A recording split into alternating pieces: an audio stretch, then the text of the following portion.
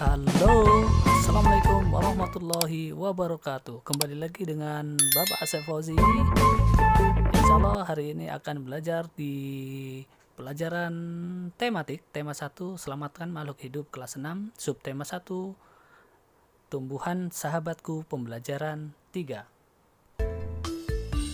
Padi, umbi-umbian, sayuran, dan buah-buahan yang kamu makan membuat tubuhmu sehat. Selain itu, kamu akan memiliki cukup energi untuk melakukan aktivitas. Akan tetapi, makanan yang kamu makan tidak cukup. Kamu perlu berolahraga untuk membuat badanmu sehat dan kuat. Di sini ada olahraga yang juga bentuknya permainan, yaitu ambil benderanya. Cara memainkannya adalah bagilah siswa menjadi 2 kelompok. Masing-masing kelompok menempati lapangan dan berdiri di area yang telah ditentukan. Setiap kelompok menancapkan bendera di areanya dan menjaganya jangan sampai diambil lawan. Saat peluit ditiup, seluruh anggota bergerak ke arah bendera lawan untuk mengambil benderanya. Anggota yang berada di daerah lawan harus berusaha menghindari lawannya. Apabila sampai tersentuh, maka yang bersangkutan harus keluar lapangan. Wasit meniup peluit meminta seluruh pemain kembali ke tempat masing-masing. Setelah semua siap kembali, wasit meniup peluit sebagai tanda bahwa permainan dimulai. Begitu seterusnya. Permainan berlangsung sekitar 15 menit. Kelompok yang menang adalah mereka yang berhasil mengambil bendera lawan. Saat bermain, kamu harus memiliki keterampilan berlari.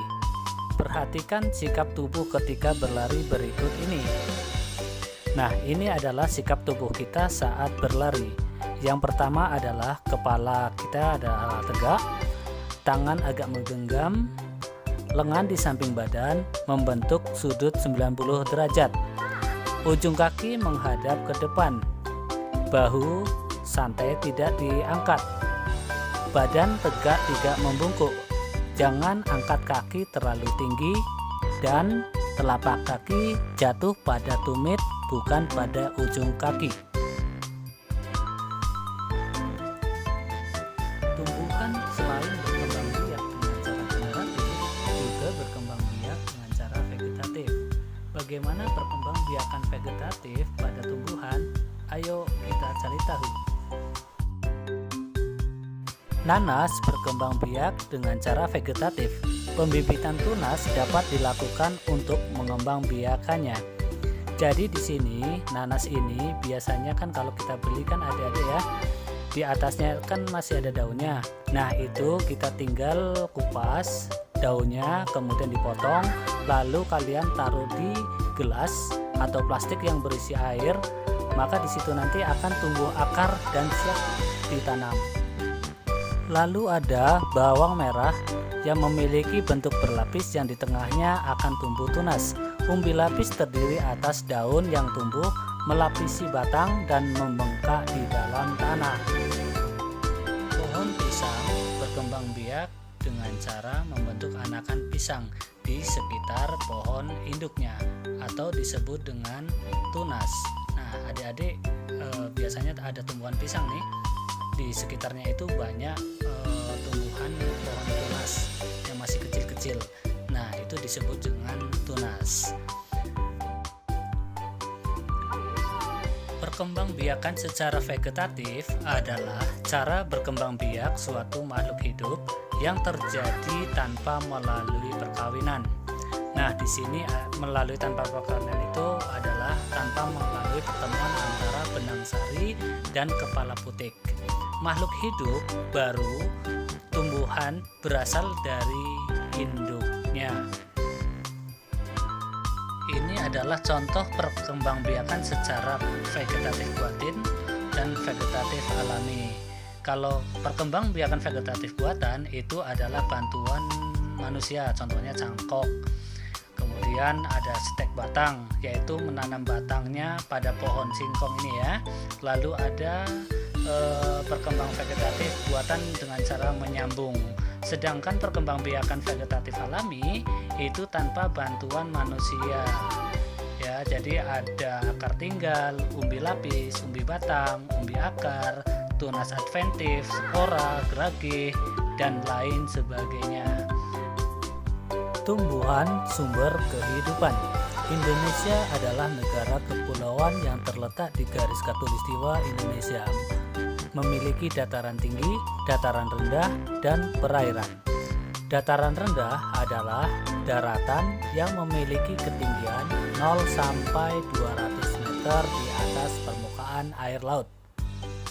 Hampir semua ibu kota provinsi di Indonesia terletak di dataran rendah. Tumbuhan di dataran rendah adalah padi, palawija, dan tebu. Wilayah pantai termasuk dataran rendah. Indonesia memiliki banyak pantai karena negara kita ini terdiri atas ribuan pulau. Tumbuhan di wilayah pantai adalah kelapa, bakau, dan ganggang.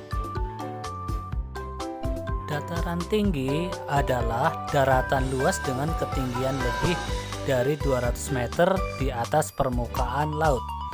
Beberapa dataran tinggi di Indonesia adalah dataran tinggi Dieng yang ada di Jawa Tengah, dataran tinggi Malang, dan dataran tinggi Tengger yang ada di Jawa Timur, dataran tinggi Alas yang ada di Aceh, dan dataran tinggi Bone yang ada di Sulawesi Selatan.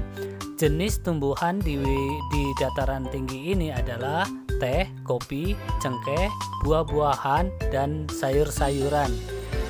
Dapatkah kamu menemukan jenis tumbuhan lain yang terdapat di dataran tinggi dan dataran rendah?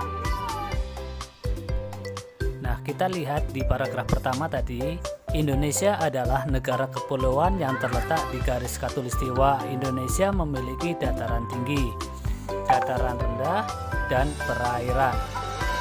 Nah, di sini kita akan mencari tahu tentang ide pokok yang ada di paragraf tersebut. Ide paragraf yang berada di paragraf tersebut adalah Indonesia adalah negara kepulauan, atau Indonesia negara kepulauan yang terletak di khatulistiwa. Itu adalah ide pokok di paragraf 1. Lalu di paragraf 2, dataran rendah adalah daratan yang memiliki ketinggian 0 sampai 200 meter di atas permukaan laut. Hampir semua ibu kota provinsi di Indonesia terletak di dataran rendah. Tumbuhan di dataran rendah adalah padi, palawija, dan tebu. Nah, berdasarkan paragraf kedua ini, ide pokoknya adalah dataran rendah di Indonesia.